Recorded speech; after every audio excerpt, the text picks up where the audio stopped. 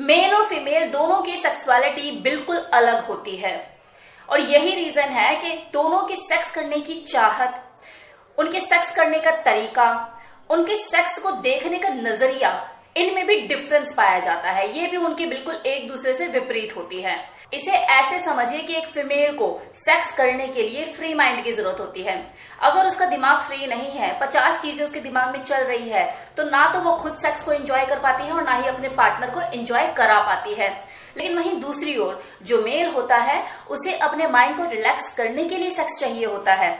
तो इस तरह से दोनों का जो पर्पस होता है सेक्स करने का, उसमें भी काफी हद तक डिफरेंस पाया जाता है। हमेशा नहीं, लेकिन मोस्ट ऑफ टाइम ऐसा होता है।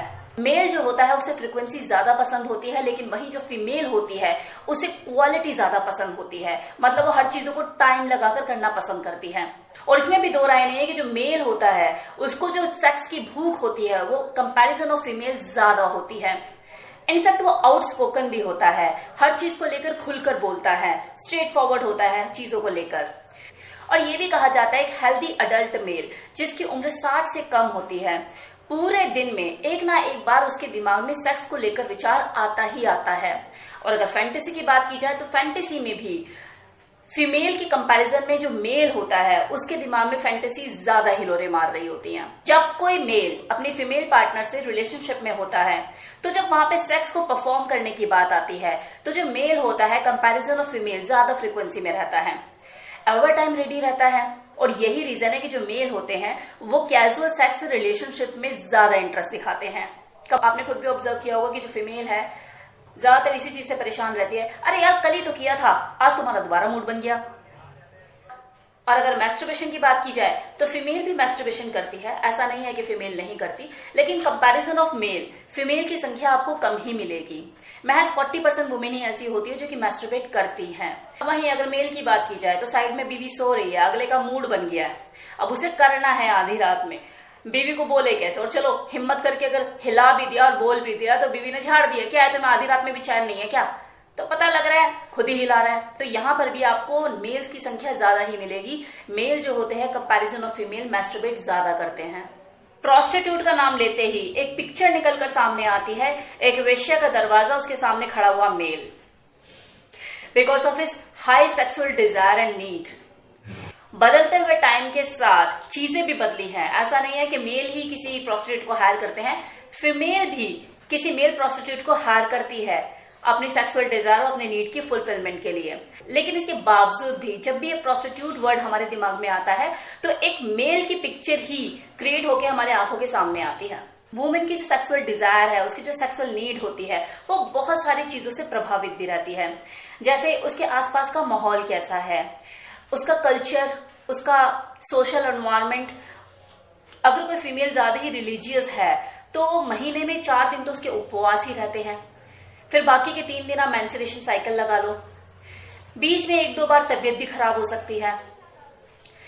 उसकी जो फैमिली में है कोई अगर इश्यू चल रहा है, कोई टेंशन चल रही है, आए दिन कुछ ना कुछ लड़ाई झगड़े रहते हैं, तो ये जो सारी चीजें होती हैं ये उसकी सेक्सुअल डिजायर को भी प्रभावित करती है।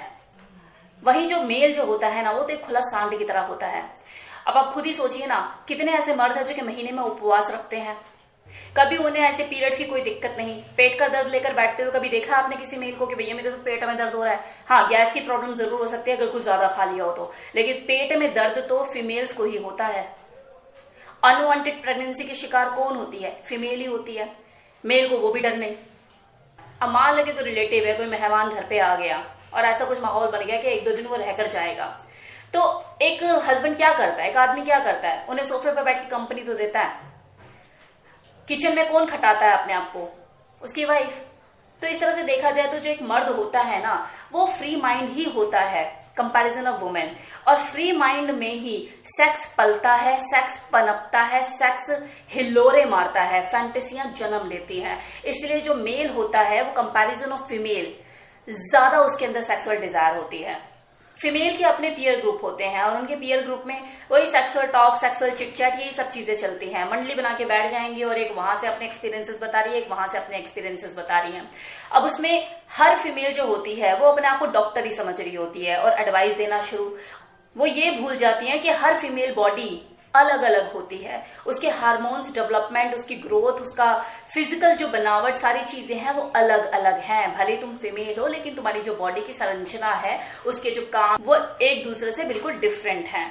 तो ऐसे में वो अपना एक्सपीरियंस शेयर कर रही है कि भाई मैंने तो अपने हस्बैंड को मना कर दिया, ऐसे हो गया था और मेरे को तो ये दिक्कत हो गई थी, ये परेशानी हो गई थी। अगली जो वहां पे कान गड़ा के पूरा केयरफुल होकर चीजें सुन रही है, अंदर ही अंदर उसका माइंड सेट होता जा रहा है कि भाई मैं भी ऐसे ही बोल दूंगी, मैं भी ये चीज नहीं करूंगी, कल को मेरे साथ दिक्कत होगी, मेरे को परेशानी होगी। तो क्या उसके साथ ऐसा हो गया था, मेरे साथ ना हो जाए, उसके साथ हो गया था, मेरे साथ ऐसा ना हो जाए, मैं इस चीज के लिए मना कर दूंगी, मैं उस चीज के लिए मना कर दूंगी, मैं ये नहीं करूंगी, मैं वो नहीं करूंगी। मोस्ट ऑफ फीमेल्स जो होती है ना, वो अपना दिमाग फिर कम लगाती हैं और जो एक्सपीरियंसेस वो शेयर कर रही होती है ना दूसरी महिला बैठ के, उनके वो बेस पर उनके डिसीजन बनने लग जाते हैं। तो ऐसे में क्या होता है कि वहां उनकी जो सेक्सुअल डिजायर होती है वो प्रभावित होती है। अगर आपको कोई एडवाइस लेनी ही है तो किसी अच्छे से गायनोकोलॉजिस्ट से कंसल्ट करो ना।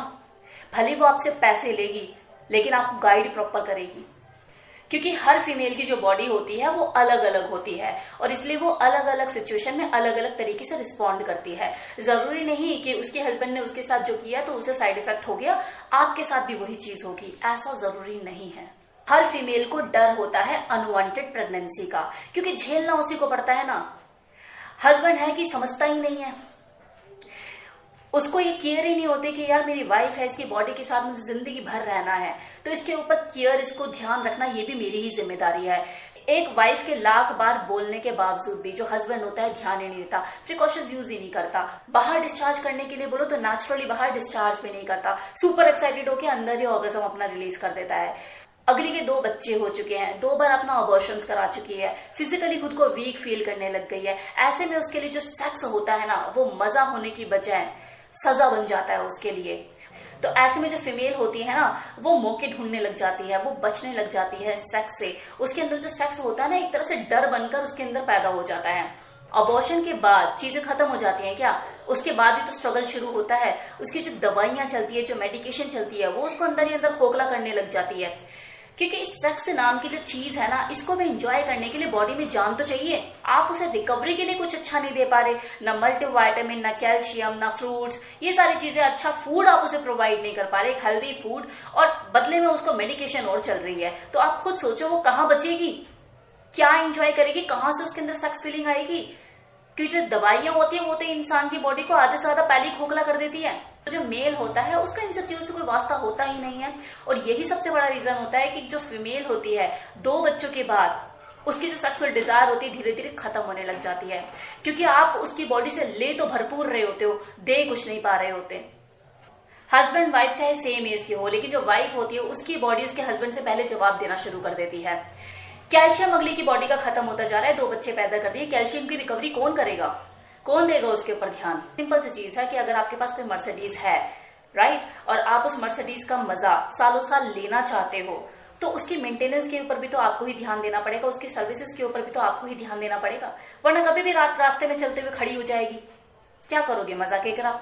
यहाँ पर तो मैं फीमेल की भी गलती बोलूंगी, क्योंकि हमारी जो भारतीय नारी होती है ना, उनका जो थॉट प्रोसेस होता है वो यही होता है कि यार मेरी शादी को 5 साल हो गए, 5 साल में 2 बच्चे हो गए, अपनी जिंदगी जी ली, अब मुझे करना क्या है, बस बच्चों की परवरिश करनी है और क्या करना है। वो एक तरह से सर्विस प्रोवाइडर ही बन के रह जाती है, अपने बच्चों की भी और अपने हस्बैंड की भी, और उनकी सेवा में खुद को खटाती रहती है। कोई गारंटी है कि आपके बच्चे आपके करने वाले हैं, या जो हस्बैंड है वो सारी जिंदगी आपके साथ ही रह गया? खुदा ना करे कुछ ऐसा हो गया कि कल को अल्लाह को प्यारा हो गया, तब आप क्या करोगे? आप तो अपनी बॉडी से भी गए। वो बस इसी भ्रम में रहती है कि भाई मैंने तो अपनी जिंदगी एंजॉय कर ली, मैंने तो अपनी जिंदगी एंजॉय कर ली, अब मुझे क्या करना है, मुझे बस बच्चों को देखना है। तो अगर आपने मन से ही खुद को बूढ़ा कर लिया तो सेक्सुअल डिजायर कहां से उठेगी? ये जो सेक्सुअल डिजायर होती है, जो यौन इच्छा होती है, ये भी एक स्वस्थ शरीर और स्वस्थ माइंड में ही उठती है। जो फिजिकली फिट होगा, माइंड से भी हेल्थी और फिट होगा, उसी के अंदर ये हिलोरे मारती हैं चीजें। यहाँ पर मैं एक चीज और बोलना चाहूंगी कि कितनी ही फीमेल्स ऐसी हैं जो कि मेरे वीडियोस देखती हैं लेकिन कमेंट नहीं करती हैं, और मुझे बहुत दुख होता है कि वो फीमेल चाहकर भी कमेंट नहीं कर पाती हैं, और फिर वो मुझे इंस्टा पे कांटेक्ट करती है और इंस्टा पे मेरे से कांटेक्ट में है। लेकिन इसके पीछे रीजन पता है क्या है? मतलब कहते हैं कि मैम हम आपकी वीडियोस पे कमेंट करते हैं, लेकिन जैसे ही पता लगता है कि कोई फीमेल आईडी से कमेंट कर रही है तो उसके बाद रिप्लाई में कमेंट्स की लाइन लग जाती है। मैम आप कहां से हो, क्या करते हो, आप दिल्ली से हो? तो ये सारी चीजें हैं। आप सोचो कितनी ऐसी फीमेल होंगी जो चाहकर भी कमेंट नहीं कर पाती है। तो प्लीज ऐसा मत कीजिए, सबके लिए नहीं कह रही, लेकिन है कुछ लोग जो कि इस तरह की हरकतें करते हैं, तो मत कीजिए। और वैसे भी मेरा जो चैनल है काफी बोल्ड है, तो हर फीमेल तो वैसे भी नहीं करेगी कमेंट, लेकिन जो करना चाहती है उन्हें तो करने दो। तो मेरी तरफ से इस वीडियो में इतना ही।